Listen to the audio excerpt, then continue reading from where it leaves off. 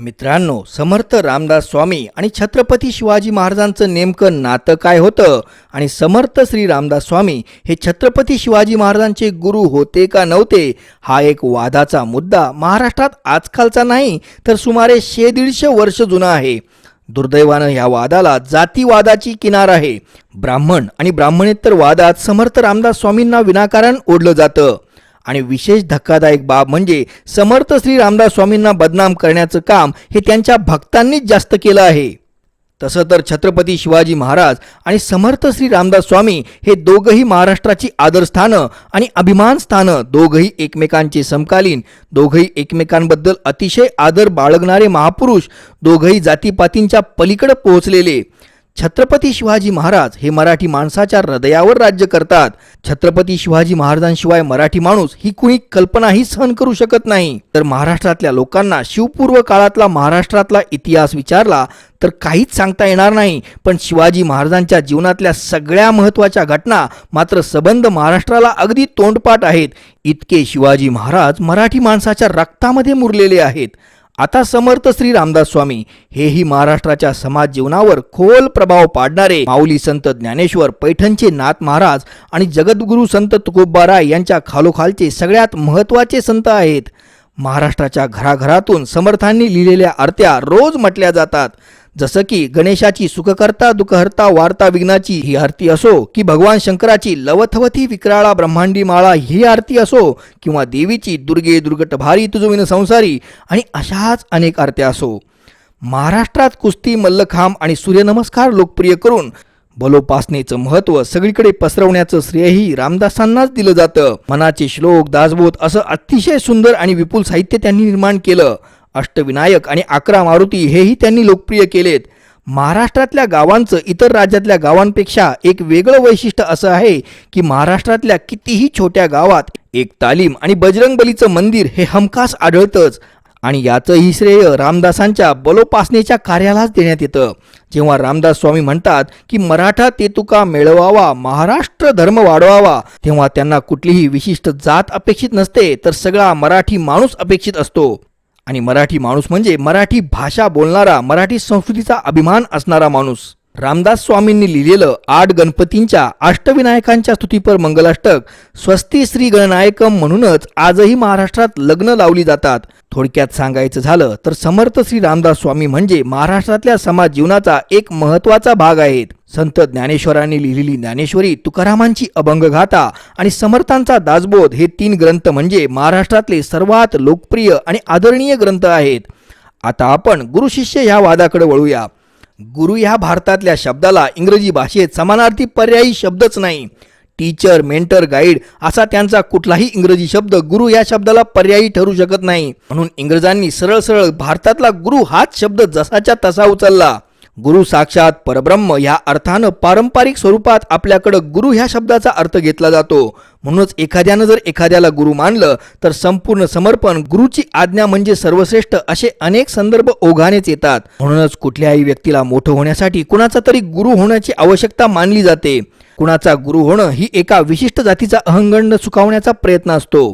ब्राह्मणांनी आपलं वर्चस्व सर्वश्रेष्ठ ठरवण्यासाठी आमच्या मार्गदर्शनाशिवाय, आमच्या आशीर्वादाशिवाय कुणीही मोठा होऊच शकत नाही हे सांगण्यासाठी शिवरायांचेही गुरु ठरवण्याचा प्रयत्न केला आणि ह्या वादाला सुरुवात केली. शिक्षक आणि मार्गदर्शक हे शब्द जर त्यांनी वापरले असते तर वादाची काही गरजच नव्हती. पण त्यांनी गुरु हा वेगळ्या अर्थाचा शब्द वापरून स्वतःचा अहंभाव सुकावण्याचा प्रयत्न केलेला आपल्याला दिसतो. शिवचरित्र लिहिणाऱ्या ब्राह्मण इतिहासकारांनी हेतू पुरस्कर गुरु हा शब्द दादोजी कोंडदेव या शहाजीराजांच्या नोकरालाही बिरुद लावलं आणि समर्थ रामदास स्वामींनाही ते बिरुद लावण्याचा प्रयत्न केला. तसं पाहिलं तर शिवरायांसारखी व्यक्तिमत्व ही स्वयंभू असतात. त्यांना हिंदू परंपरेच्या बाष्कळ गुरूंची आवश्यकता बिलकुल नसते. संत तुकाराम, रामदास स्वामी आणि छत्रपती शिवाजी महाराज ही 3 माणसं म्हणजे 3 स्वयंभू व्यक्तिमत्व आहेत.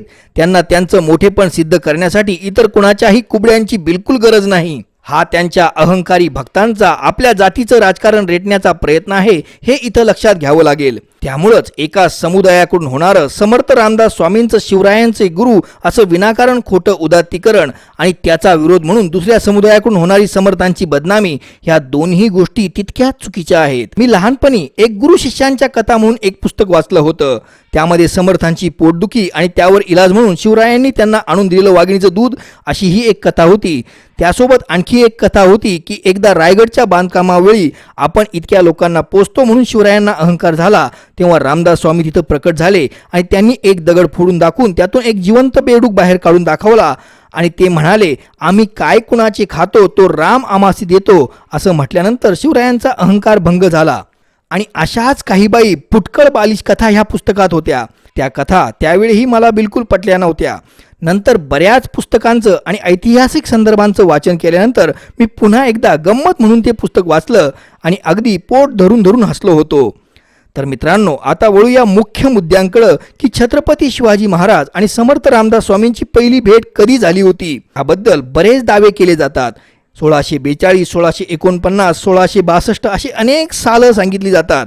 त्यासाठी अगोदर आपण समर्थ रामदास स्वामींचा जीवनपट बघूया. समर्थ रामदास स्वामींचा जन्म 1608 साली जांब ह्या गोदावरीच्या किनाऱ्यावरील गावात म्हणजे आत्ताच्या जालना जिल्ह्यात झाला. त्यांचं मूळ नाव होतं नारायण सूर्याजी ठोसर. वयाच्या 12व्या वर्षीच लग्नाच्या बोहल्यावरून त्यांनी तथाकथित पोबारा केला आणि ते नंतर पंचवटी नाशिक इथं गेले. त्यानंतर पुढची सुमारे 12 वर्ष ते नाशिकजवळ टाकळी इथं होते. सन 1630 नंतर त्यांनी भारत भ्रमणाला सुरुवात केली. सुमारे 12 वर्ष ते भारत भ्रमण करीत असावेत. आपल्या ह्या प्रवासामध्ये समर्थ रामदासांनी आसमानी सुलतानी आणि परचक्र निरूपण हे साहित्य निर्माण केलं होतं. त्यातून त्यांची हिंदूंच्या राजकीय महत्वाकांक्षेची झलक दिसते, गुलामीची व्यथा दिसते. समर्थ रामदास स्वामी हे वैचारिक दृष्ट्या शिवरायांच्या अधिक जवळ होते हे आपणास स्पष्ट दिसून येतं. समर्थ रामदास स्वामींची संपूर्ण राजकीय दृष्टी आमूलाग्र बदलून टाकणारी एक महत्वाची घटना या प्रवासात घडली. ही घटना म्हणजे ह्या भारत भ्रमणात त्यांची भेट शिखांचे 6वे गुरु हरगोविंद सिंग यांच्यासोबत काश्मीरमधल्या श्रीनगर जवळच्या गढवाल टेकड्यांमध्ये झाली होती. शिखांचा एक ग्रंथ पांच सखिया ह्या ग्रंथामध्ये ह्या भेटीचा सविस्तर उल्लेख आहे. तेव्हा समर्थ रामदास स्वामींनी गुरु हरगोविंद सिंगांचं सैनिकी रूप आणि राजशाही आवेश पाहिला होता. एकाच वेळी साधू, धर्मगुरू आणि सच्चा बादशाह अशी पदवी घेणारे गुरु हरगोविंद सिंग पाहून समर्थ रामदास स्वामी चक्रावले होते. त्यांनी गुरु हरगोविंद सिंगांना प्रश्न विचारला होता की साधू तर हा त्याग करणारा असतो, गुरु नानक साहेबही फार त्यागी होते, तुम्ही तर एखाद्या राजासारखंच अलिशान राहतात, हातात सोबत शस्त्र घेऊन हिंडतात. यावर गुरु हरगोविंद सिंगांनी उत्तर दिलं होतं, बतन फकीरी जाहीर अमीरी शास्त्र गरीब की रखिया जरबन की बकिया बाबा नायक संसार नाही त्यागा मया त्यागी थी. याचा अर्थ असा की बाहेरून राजा आणि आतून साधू ही शस्त्र म्हणजे दुर्जनांचा नाश करण्यासाठी आणि गरिबांचं रक्षण करण्यासाठी आहेत. माझ्याकडे असणार ही राजेशाही संपत्ती ही गरिबांना मदत करण्यासाठीच आहे. गुरु हरगोविंद सिंगांचं हे उत्तर ऐकून समर्थ रामदास स्वामी फार प्रभावित झाले होते. आणि जेव्हा समर्थ रामदास स्वामी शिवरायांना नंतर श्रीमान, योगी किंवा जाणता राजा अशी विशेषणं देतात तेव्हा नक्कीच त्यांच्या डोळ्यासमोर शिखांचे 6वे गुरु हरगोविंद सिंग यांचं राजेशाही रूप येत असणार. वरून राजा आणि आतून साधू असंच शिवरायांचंही स्वरूप होतं. समर्थ रामदास स्वामींच्या लिखाणावर हरगोविंद सिंगांच्या या भेटीचा प्रभाव आपल्याला बऱ्याच ठिकाणी आढळतो. बलाचं, पैशाचं आणि राजकीय शक्तीचं महत्त्व ओळखणारे बुद्धिमान समर्थ रामदास स्वामी हे एक महान संत होते. साधारणतः सन 1644च्या आसपास समर्थ महाराष्ट्रात परत आले. पण आश्चर्याची गोष्ट म्हणजे मित्रांनो, सन 1668च्या अगोदरपर्यंत समर्थ रामदास स्वामींची आणि छत्रपती शिवाजी महाराज यांची प्रत्यक्ष भेट बिलकुल झाली नव्हती असं आपण अगदी ठामपणे म्हणू शकतो. त्यामुळंच छत्रपती शिवाजी महाराजांचे समर्थ रामदास स्वामी हे राजकीय किंवा आध्यात्मिक गुरु होते हे मत अगदी साफ चुकीचं आहे. एवढंच नव्हे तर सन 1658 पर्यंत समर्थ रामदास स्वामी ह्या नावाची कुणीतरी व्यक्ती ह्या पृथ्वी तलावर अस्तित्वात सुद्धा आहे याची बिलकुल कल्पनाही छत्रपती शिवाजी महाराजांना नव्हती. शिवरायांना रामदास स्वामी या व्यक्तीबद्दल प्रथम माहिती कळाल्याचं आपल्याला आढळतं ते सन 1658 साली. समर्थ रामदासांनी 1649 साली चाफळ शिंगणवाडीला रामदासी पंथाची स्थापना केली होती. मसूर, चाफळ आणि अनेक ठिकाणी त्यांनी रामनवमीही सुरू केली होती. समर्थांचे काही शिष्य सन 1658 साली शिवरायांकडे रामनवमीसाठी मदत मागण्यासाठी गेले होते. तेव्हा या रामदासी संन्याशांची बलदंड, तेजपुंज शरीरयष्टी आणि वेगळा पेहराव पाहून त्यांना फार कुतूहल वाटलं होतं आणि त्यांनी त्याबद्दल विचारणा केली की तुम्ही कुठल्या पंथाचे आहात. तेव्हा त्या रामदासी साधूंनी सांगितलं की आम्ही रामदासी आहोत. आणि जेव्हा शिवरायांनी त्या समर्थ शिष्यांकडे अधिक चौकशी केली तेव्हाच त्यांना समर्थ रामदास स्वामींबद्दल अधिक कळालं आणि तेही पहिल्यांदा कळल्याचं आपल्याला आढळतं. या शिष्यांनी समर्थ रामदास स्वामींना पत्र लिहून याबाबत कळवलंही होतं. यानंतर मात्र समर्थ रामदास आणि शिवाजी महाराज वैचारिकदृष्ट्या एकत्र असल्याचं आणि वैचारिकदृष्ट्या एकमेकांच्या सोबत असल्याचं आपल्याला आढळतं. सन 1658 नंतर समर्थ रामदास स्वामींनी शिवरायांच्या अंतर्गत राजकारणात ढवळाढवळ न करता त्यांच्या स्वराज्याला मदत केल्याचंही आढळतं. समर्थ रामदास स्वामींचे देशभरात त्यावेळी सुमारे 500च्या आसपास मठ होते. जयपूर, वाराणसी, तंजावर, उज्जैन इथपर्यंत समर्थ रामदासांचे मठ होते. संपूर्ण भारतात त्यांचा फार मोठा शिष्यगणही होता. खूप जण त्यांना मानणारे, त्यांच्यावर जीव ओवाळून टाकणारेही होते.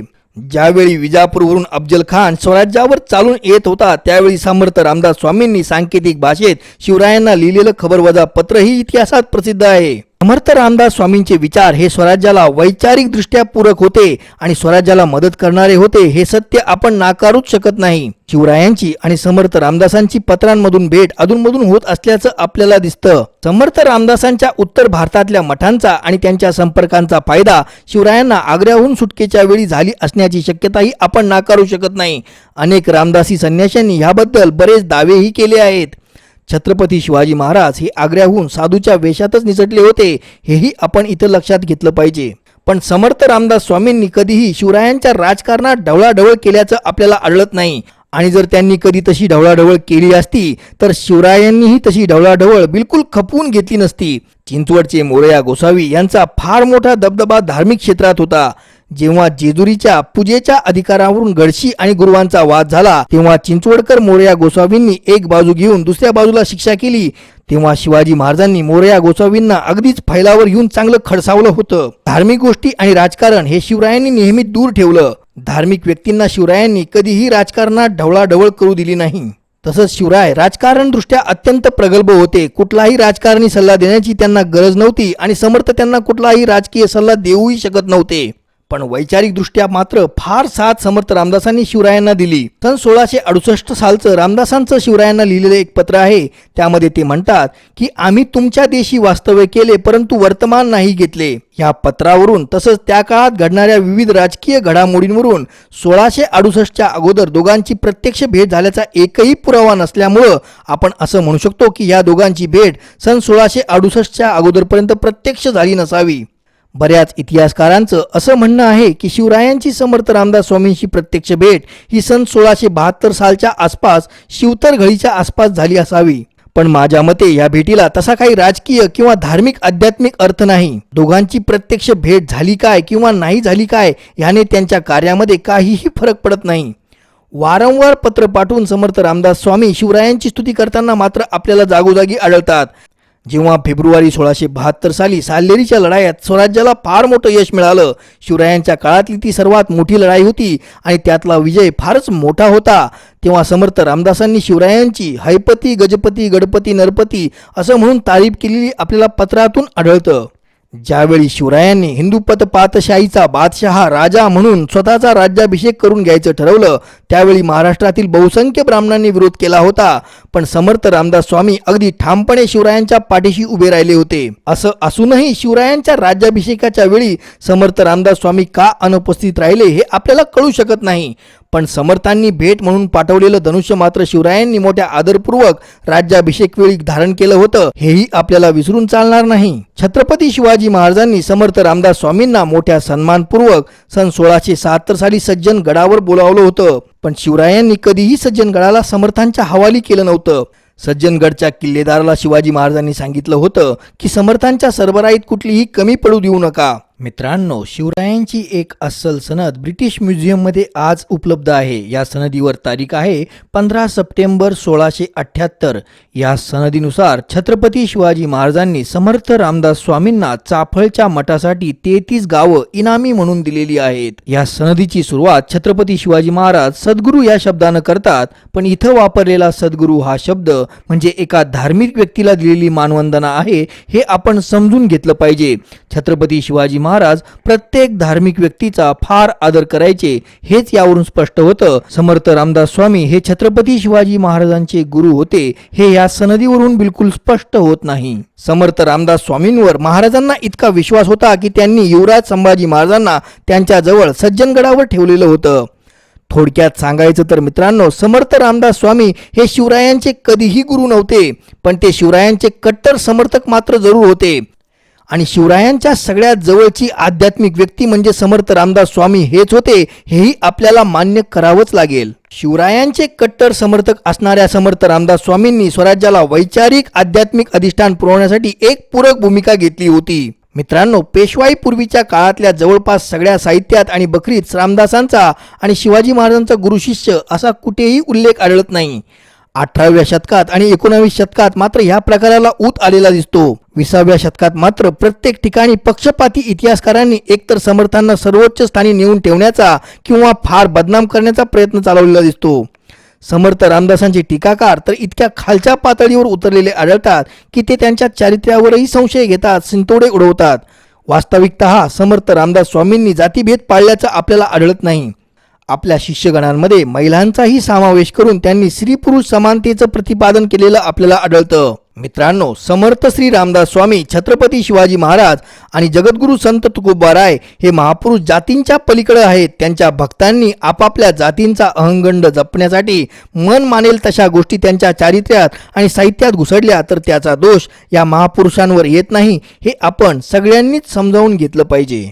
मित्रांनो, अशाच सुंदर सुंदर कहाण्या आणि किस्से ऐकण्यासाठी आपण माझ्या यूट्यूब चॅनलला भेट द्या.